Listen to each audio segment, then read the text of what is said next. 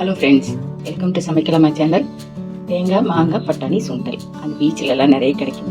நம்ம அது வீட்டில் எப்படி செய்யலான்றதை பார்ப்போம். ஒரு 3/4 கப் பட்டாணி ஓவர் நைட்டு ஊற வச்சுருக்கிறேன். நல்லா வாஷ் பண்ணிவிட்டு ஓவர் நைட் ஊற வச்சுருக்கிறேன். 2 கப்பு வாட்டர் சேர்த்துருக்கேன்.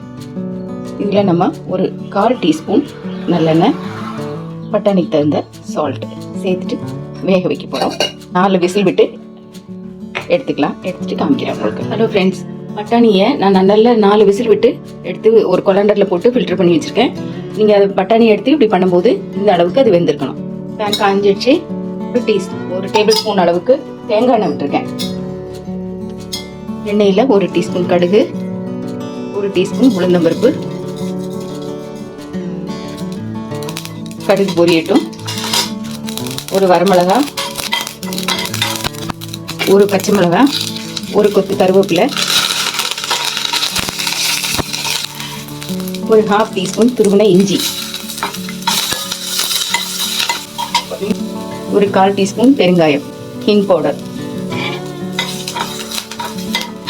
நம்ம வடிச்சு வச்சிருக்கிற பட்டாணி போட்டுடலாம்.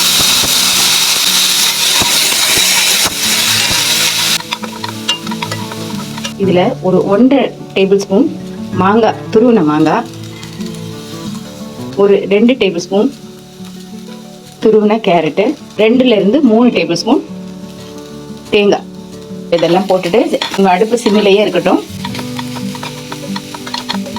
இப்போ நம்ம அடுப்பை ஆஃப் பண்ணிடலாம். கொஞ்சம் ஒரு 1/2 டீஸ்பூன் அளவுக்கு லெமன் பிழிஞ்சு விட்டுக்கலாம். ஆல்ரெடி நம்ம மாங்காய் சேர்த்துருக்கோம்.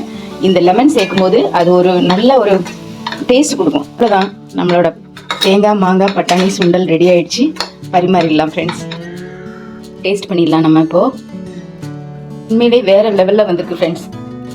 நீங்களும் இது மாதிரி உங்கள் வீட்டில் செஞ்சு எல்லாருக்கும் கொடுத்து அசத்துங்க. வீடியோ உங்களுக்கு பிடிச்சிருந்ததுன்னா லைக் பண்ணுங்கள், ஷேர் பண்ணுங்கள், கமெண்ட் பண்ணுங்கள், அண்ட் ப்ளீஸ் சப்ஸ்கிரைப் பண்ண மறக்காதீங்க ஃப்ரெண்ட்ஸ்.